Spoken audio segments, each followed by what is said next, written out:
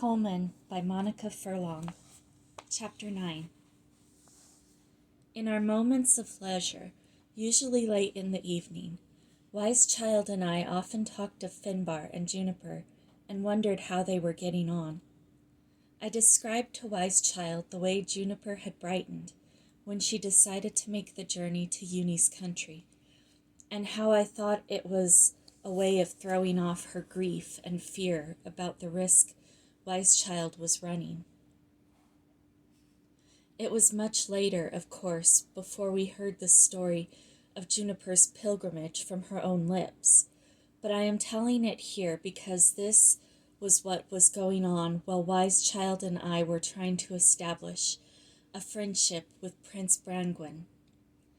Juniper had retraced the steps of her original autumn journey on the day she left Castle Door as a young girl and went to be Uni's pupil, and the path along the river and through the wood brought back powerful memories of that important day.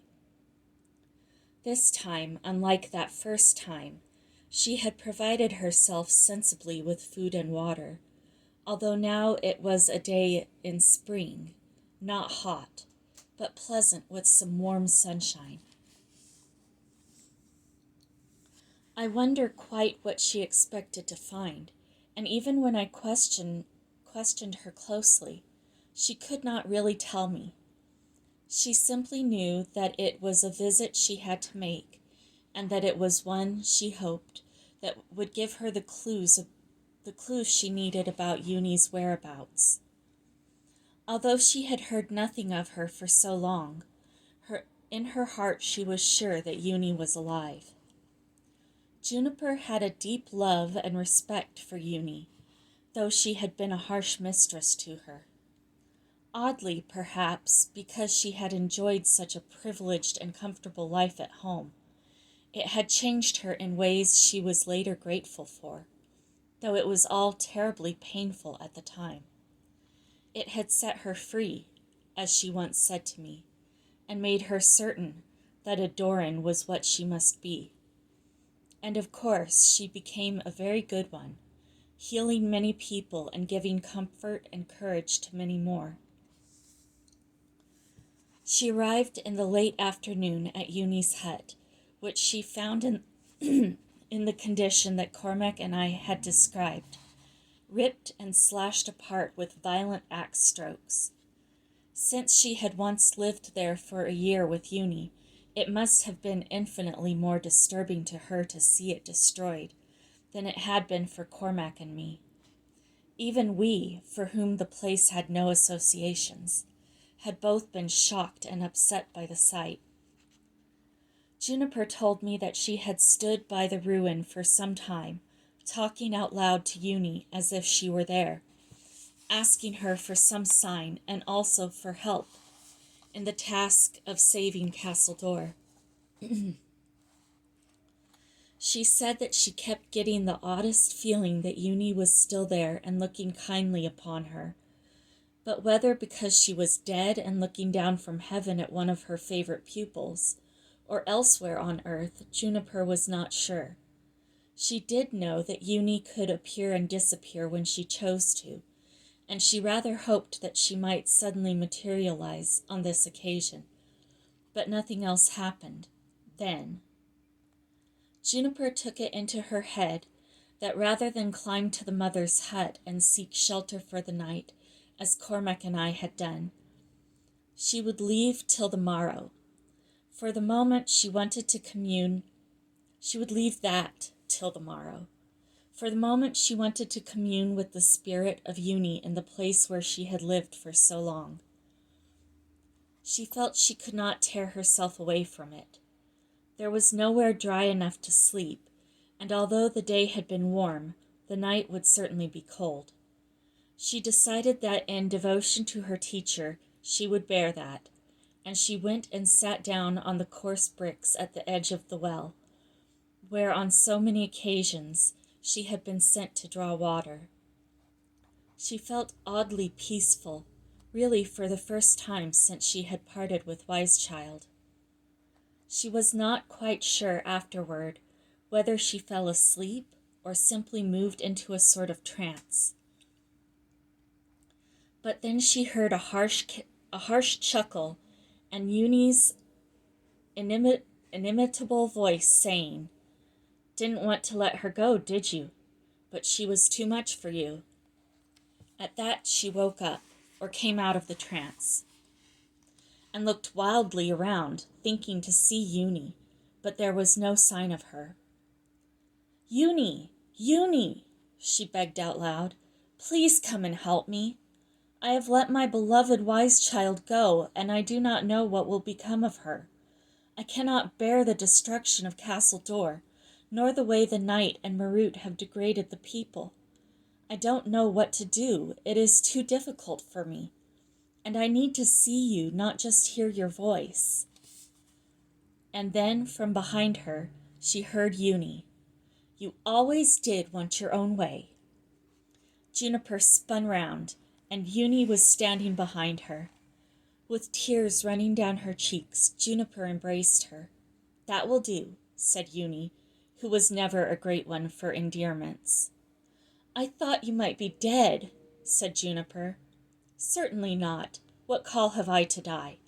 There are many important things to be seen to first, Castle Dor among others." "But where have you been?" "Here and there," said Uni vaguely. "Mostly there. At the moment I am at Caerleon." "At Caerleon? What are you doing there?" "I felt my help was needed. Let me tell you, I have a very grand job at the castle. I am more or less Marut's boon companion. She is very sick and often in pain, and I have used the healing arts, some of which I picked up from you, by the way, since healing was never my forte, in gaining her confidence. So I have the run of the place, in disguise. You wouldn't know me. I look so young when I am there, and I wear the fanciest clothes." Just then Uni was wearing the torn, drab clothes in which Juniper had always seen her, and looked extremely old, her face covered in wrinkles, her hands thin and claw-like. "I can scarcely believe it," said Juniper. "Have I ever told you a lie?" "Never. It is just that you are always such a surprise. But, wise child, how is she?" "Striking up a friendship with Prince Brangwen. They play chess together and entertain each other on the harp. Lucky you taught her those fancy things. She'd never have learned them from me," Uni sniffed contemptuously. "So she is safe." "For the time being, though it might change at any moment. Caerleon Castle is a cruel, dangerous place in which to be. She's a good girl, though, that wise child. She knows how to survive, I think. And Colman, too. He is a good, loyal friend who won't let any harm come to her if he can help it." "And Cormac?" "They made him a sort of underfootman. He is not beautiful enough to be seen in company, which puts him in a fairly safe position. But he does not see much of the children, and I am not sure how he fits into the puzzle, though I suppose he does." "The puzzle?" "The puzzle of how to help the people of Castle Dor, and of course Prince Brangwen. They have all suffered quite enough." "The prince, tell me about him." "He looks uncannily like you. We are all agreed about that. It is risky for us to say too much. We are not quite sure of his relationship with Marut, whether somehow she has got him in her power. But he seems angry, frustrated, and homesick for Castle Dor, and tired of being shut up where he can do nothing." "Surely that is all you need to know."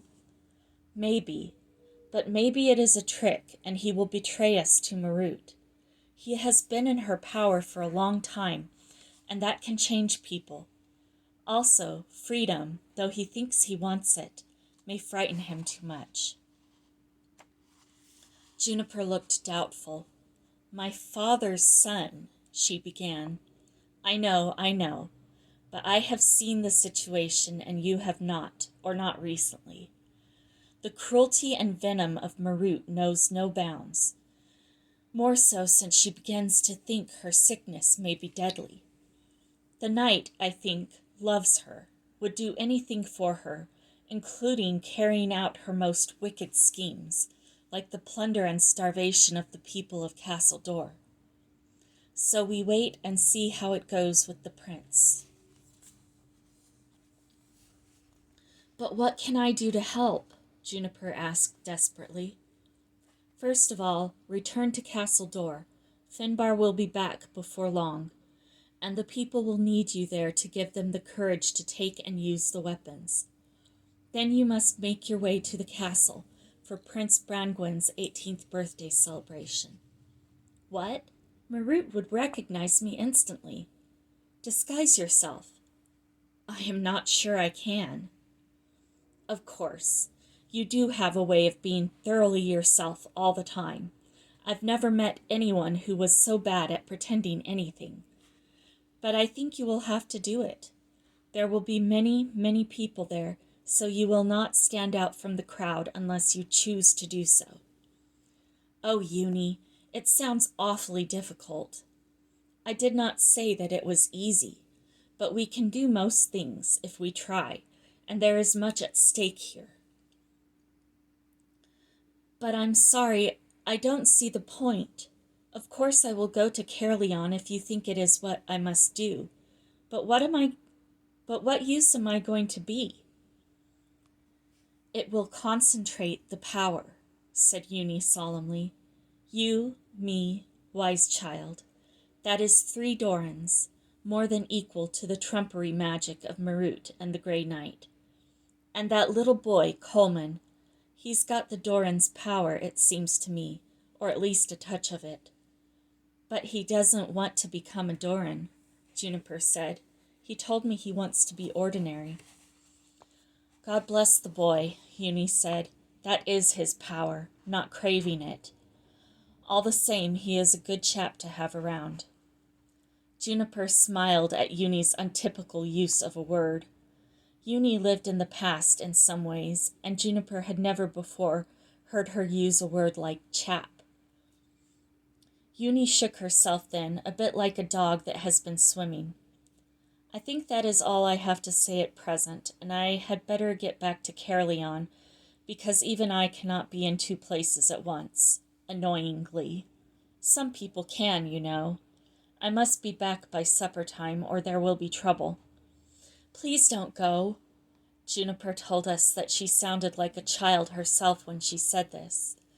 But Uni, always the most willful of people, turned and was gone, totally gone. There was not a trace of her in the whole clearing. Juniper felt even more stupefied by Uni's disappearance than she had been by her sudden appearance. But after a little, she thought there was nothing more useful to do than to set off back home. She had found out what she had come to seek, and although she was tired, it was too cold, and she was too excited by what she had heard to sleep in any case. She turned and walked back the way she had come. The only immediate comfort she could think of was that Wise Child appeared to be safe, at least for the time being, and that she would soon see Finbar. Meanwhile, Wise Child and I were getting to know Prince Brangwen. I felt that he preferred Wise Child to me. Her Cornish was better, and she could amuse him by playing chess with him and playing the harp for him. But he was courteous to me, asking whether I missed my own country and what things I liked to do. I realized that he thought I was Wise Child's brother, and it was easy to let him believe it. What neither of us dared to do was to lead the conversation to a place where we would get to know his true feelings, and in any case, Uni had forbidden it. We knew that he was often sad, bored, and angry, but whether he accepted it as inevitable, he had spent months at Caerleon already, after all, after seeing his home destroyed, or dreamed of escape or revolution. It was impossible to know. His training as a prince had taught him to hide his feelings and to be cautious with his tongue. "What do you think he feels?" I asked Wise Child once. "I wish I knew.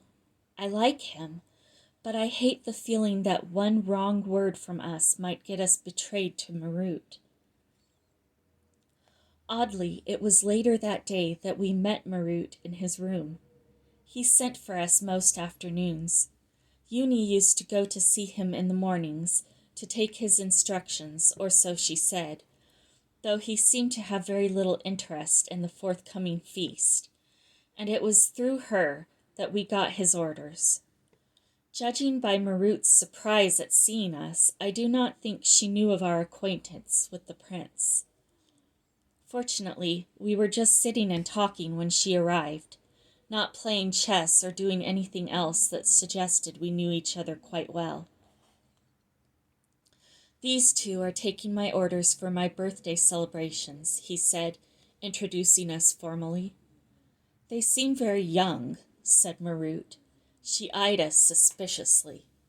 I wondered whether she would remember seeing us before in the crowd of children in the great hall, but of course she had never really considered those children as individuals or looked at them properly, and in any case we were quite differently dressed. Marut did look ill. She was pale and gaunt, with a yellow tinge to her face, and her eyes were almost feverishly bright. Still, I had the disconcerting sense that she was looking right through me. Then she winced, as if a severe pain was passing through her. If she had been anyone else, I would have felt pity, but Marut was so pitiless herself that I armed myself against sympathy. "We have struck up something of a friendship," the prince went on. "They amuse me, and Wise Child here plays the harp rather beautifully." Said Marut dourly. "I'm glad to hear it." It struck me that it was in her interest to keep the prince happy. He was less trouble that way. But the prince's need to explain us to Marut revealed that he recognized her power over him and was obedient to it. Or was he merely pretending and watching his chance for escape? When she had gone, the prince shrugged a little. "Mustn't fall out with Auntie Marut," he remarked, but in a rueful voice, as if his acquiescence gave him shame. I certainly felt pity for him. Very nearly 18 years old, strong, handsome, intelligent, trained to be a king, but kept at Castle Caerleon like an animal in a cage with no real life of his own. How long could Marut keep him there, and what could she be planning to do with him? We discussed this point with Uni, who demanded to know every detail of our meeting. "At some point," Wise Child remarked, "we are going to have to take the risk of making Prince Brangwyn reveal his real feelings." "Not yet," said Uni. "Then when?" "We'll know. Do it too soon, and it will ruin everything. I forbid you to speak to him in that way." Wise Child nodded, but I was not sure that she agreed. Meanwhile, the preparations for the prince's birthday continued. Marut had refused to let the prince visit Castle Door, though she agreed that Erk, the blind harpist, should be allowed to come and play for him at the feast. The horse race was planned on the day before his birthday. The prince took us to see his horse, a magnificent bay animal called Golden, who had his own stable at the foot of the prince's tower. It had come with him from Castle Door. Indeed, he had been tied to its back to make the journey to Caerleon. Now he was allowed to ride him once a day, but always accompanied by soldiers, who would prevent him from riding too far from the castle. "I would really like to take part in the horse race," the prince said sadly. "Marut pretends that it is the risk of injury that is the problem. In fact, Her fear is that I will ride away, escape. As he spoke, he looked over the fields into the distance, as if he longed to go there. But then he added despondently, "But where is there to go?" There was a long silence between us, and then Wise Child, coming near to breaking her promise to Uni, said, "Would you like to escape?" The prince didn't respond, but I thought I saw tears in his eyes. It was at that moment that I knew I felt love for this new friend, that I longed to help him into a happier future. Certainly, a happy future did not lie here for him, pampered like a lapdog by Marut. As always now, Wise Child and I discussed the meeting afterward. "You came close to breaking your agreement with Uni," I said, still slightly shocked at the recollection. "But don't you see? We got some information from him. We have opportunities that Uni does not have to get close to him, to make him feel that he can trust us." Uni would say, "Can we trust him?" If he betrayed us to Marut, she would probably have us killed, and then where would he be? "It is dangerous, I know that," said Wise Child uneasily. "It's just that, well, I cannot quite see what Uni has in mind, and I am not sure she sees a way forward herself." "Uni does not work like that, thinking it all out cleverly beforehand. She takes each day as it comes and goes entirely by what she feels on any particular day." "That has its uses, I see that, and I see also that she is a very great Doran. But I am a Doran too, or someone on the way to being one, and I have my own knowledge. I know it sounds conceited, but I have, and it makes a difference." "I believe you," I said. When we saw Prince Brangwen the next day, he seemed more reserved with us, as if he felt he had revealed too much the day before, and we kept the conversation light. It was a bright, sunny day, and we went out to the butts, where he had already begun to teach us archery, something that had been part of his careful education. I was delighted to find that I was much cleverer at it than Wise Child, who became crosser and crosser as I hit the target at greater and greater distances. "Colman is better at letting the arrow go than you are," the prince told her. "You want to control it. That is not quite how it works." Wise Child frowned. "Of course I want to control it." The prince laughed. "Well, try to be more light-hearted about it. The secret is in the letting go." We went back to his room, where Wise Child sang rather beautifully to the harp, which cheered her up somewhat. She always needed to succeed. When she had finished, the prince stretched and yawned. "Marut is coming soon. I guess you'd better go. You know, I am so grateful to you both. You make life better for me."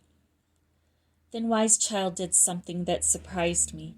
She bent and kissed him gently on the cheek. "We love coming," she said lightly. I thought he might feel that the kiss was an offense to his princely dignity, but he seemed pleased and smiled up at her. "Come tomorrow," he said. "Phew," I said on the stairs. "That was a bit daring." "I know," Wise Child said. "It just came over me. I didn't really think about it. You know, I am beginning to love the prince, really." "Me too," I said. Just then we saw Marut coming along the passage toward us. She was a long way off and had her head down. Wise Child grabbed me by the sleeve and pulled me into a side room. We held our breath as Marut paused by the door, her head up as if listening for something, then continued on. "Better she does not know that we see the prince quite so often," said Wise Child as we made our way back to Uni, and I agreed with her. In any case, I was always glad of any chance to avoid Marut, and her pale, chilling glance. On our next visit to the prince, he seemed in a bad mood. He replied to our comments shortly, and his head was sunk on his hand, something I had noticed occurred on his darker days. "Something's wrong," said Wise Child daringly. He hesitated and then said, "Yes, there is." He had hoped that somehow he could persuade Marut to let him ride in the birthday horse race, but she had forbidden it. He didn't go on to say this, but it obviously made the feeling of being a leashed bird particularly galling. "I want Golden to be in the race," he said, petulant as a child. Then, as if the thought had just struck him, he turned to me and said, "You could not ride him for me, I suppose?" I shook my head. Except in Ireland, I had barely ridden a horse at all. And even if I had, I was too small for a horse with the size and strength of Golden. "I know," said Wise Child, physically starting as the idea struck her. "Cormac! He's a wonderful horseman." "Cormac?" echoed the prince. "Who is he?" "He's an underfootman here and a friend of ours. Really, he is wonderful with horses." The prince nodded. "What's to lose?" he said. He got up and left the room for a moment.